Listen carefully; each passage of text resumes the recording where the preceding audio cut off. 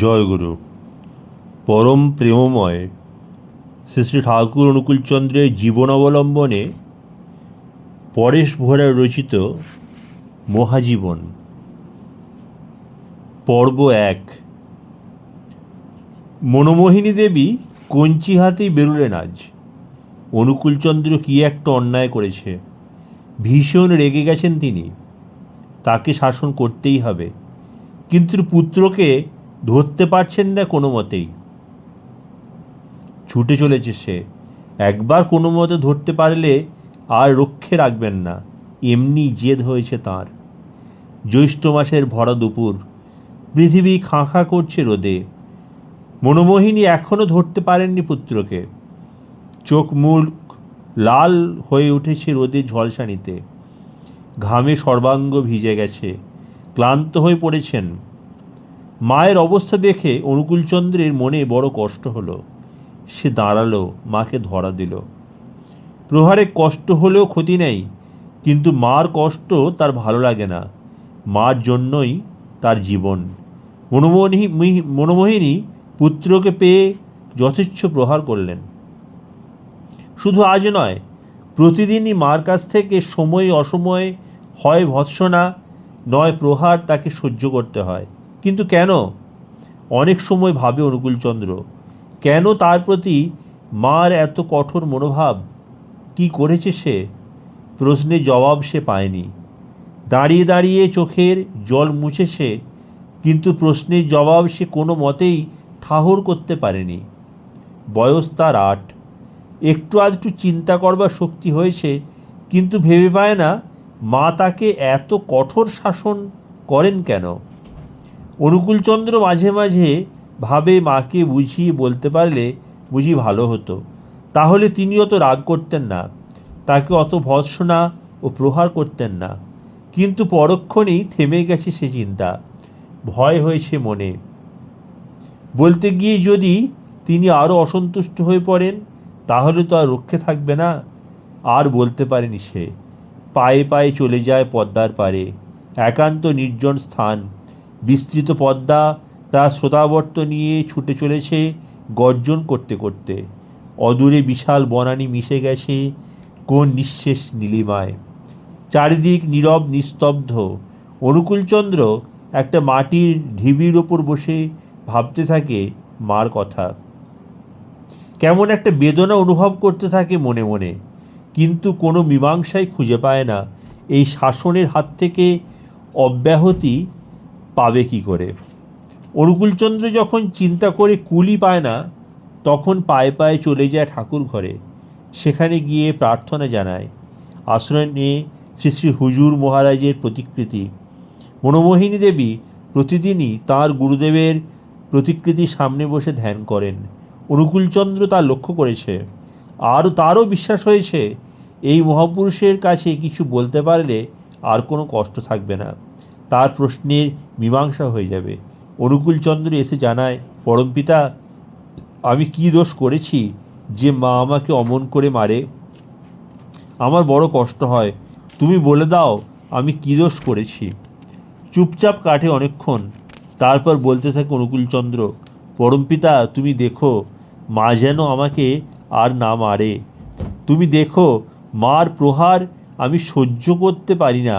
প্রার্থনার পর অনুকূলচন্দ্র অপলক দৃষ্টিতে তাকিয়ে থাকে প্রতিকৃতির দিকে। তারপর চলে আসে বাইরে। মনটা তার তখন অনেকটা শান্ত, কিন্তু মনে তার প্রশ্ন থেকেই যায়। ভাবে, মাকে তো সে কম ভালোবাসে না, তবুও মা তার ওপর অমন রেগে থাকেন কেন? কিন্তু কে দেবে তার উত্তর?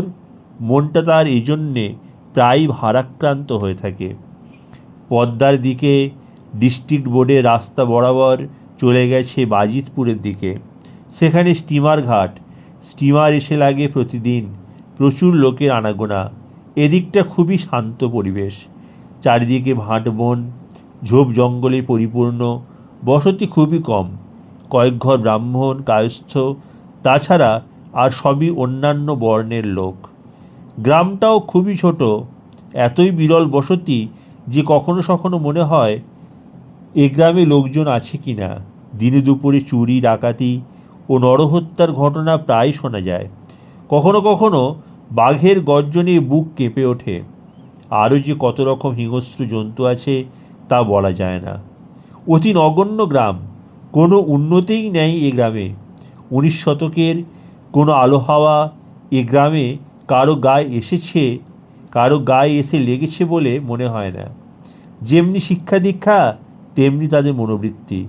তবে কথিত আছে বঙ্গবিদ্রোহের সময় মানসিংহের সেনাপতি হিম্মত খাঁ একবার এসেছিলেন এই গ্রামে। পাশের গ্রামে ফেলেছিলেন তাঁর ছাউনি। সেই থেকে পাশের গ্রাম হয়েছে ছাতনি, আর এই গ্রামের নাম হয়েছে হিম্মতপুর বা হিমায়তপুর। বহুদিন পূর্বের ইতিহাস। তারপর কয়েক শত বৎসরের ব্যবধানে ভারতবর্ষ তথা বাংলাদেশ ইতিমধ্যে অভ্যাসজীর্ণ কুসংস্কারাচ্ছন্ন জীবনকে অতিক্রম করে পা দিয়েছে 19 শতকের অভ্যুত্থানের নতুন দিনে। 1861 বা 1863 সন শুধু সিপাহী বিদ্রোহের কয়েক বছর পরের ঘটনা নয়। 19 শতকের শেষার্ধে নবজাগরণের দুর্বার স্রোত তার শিক্ষা, ধর্ম ও কর্ম নিয়ে সমাজে এনেছে যুগ চেতনার প্রবাহ। তার বিজ্ঞানভিত্তিক মানুষ জীবনের মূল্যযাপন প্রথায় ও তার শোধিত রীতিনীতির অগ্রদূত হিসেবে এগিয়ে এসেছেন রাজা রামমোহন রায়। তাঁরই দৌলতে ভারত তথা বাংলা নতুন চেতনার প্রবাহে আত্মমগ্ন। বিশেষ করে পাশ্চাত্য ভাবধারায় পূর্ণ অবগাহনে নিজেদের পবিত্র করে নিতে চায় একদল লোক। তারই বেদনায় আর একদল গোঁড়ামির আশ্রয়ে নিজেদের রক্ষাকল্পে শক্তিমান করে তোলার চলছে একান্ত প্রয়াস। তাহলেও মধ্যযুগের বর্বর স্মৃতিকে ম্লান করে দিয়ে এগিয়ে চলেছে যুগপ্রবাহ, তার প্রবাহমান নতুন মূল্যবোধে। বিবর্তনের পথে এগিয়ে চলেছে পশ্চিমের শিক্ষায় প্রবাহিত হয়ে মিল, বেন্থাম, কাঁত, হেগেল, শোপেনওয়ার, ডারউইন, জেকারসন, লিবার্তে ইত্যাদি দার্শনিকদের প্রেরণায়। ডিরোজিও ও রিচার্ডসনের ছাত্ররা তখন সুপ্রতিষ্ঠিত। বহু বিদ্যাসাগর, বঙ্কিম, মধুসূদন নূতন সাহিত্য পড়াচ্ছেন। রামমোহন, দেবেন্দ্রনাথ, কেশব সেন, অক্ষয় কুমার দত্ত, বিজয়কৃষ্ণ ও মারাঠি জাস্টিস মাধব গোবিন্দ রানারের দৌলতে ব্রাহ্ম সমাজ ও প্রার্থনা সমাজ যৌবন শতদলে টলমল করছে। ওদিকে সর্বধর্ম সমন্বয়ের একটা প্রকাণ্ড ভিত গড়ে উঠেছে দক্ষিণেশ্বরে, জগজ্জননী দেবী ভগবতীকে কেন্দ্র করে। শুধু এখানকার গ্রামবাসীদের মধ্যে যুগচেতনার কোনো প্রভাব এসে পড়েনি। পাবনার শহর মাত্র 2.5 মাইল দূর এই গ্রাম থেকে। গ্রামের একপাশে পদ্মা আর একদিকে ইছামতি নদী। প্রাকৃতিক সৌন্দর্যে ভরপুর এই হিমায়তপুর। শুধু মানুষই তা উপলব্ধি করবার শক্তি অর্জন করেনি। অন্ধ সংস্কারাচ্ছন্ন মন আত্মম্ভরিতায় ও বেভুল স্বার্থে ডুব দিয়ে নিশ্চিন্তে জীবন কাটাচ্ছে।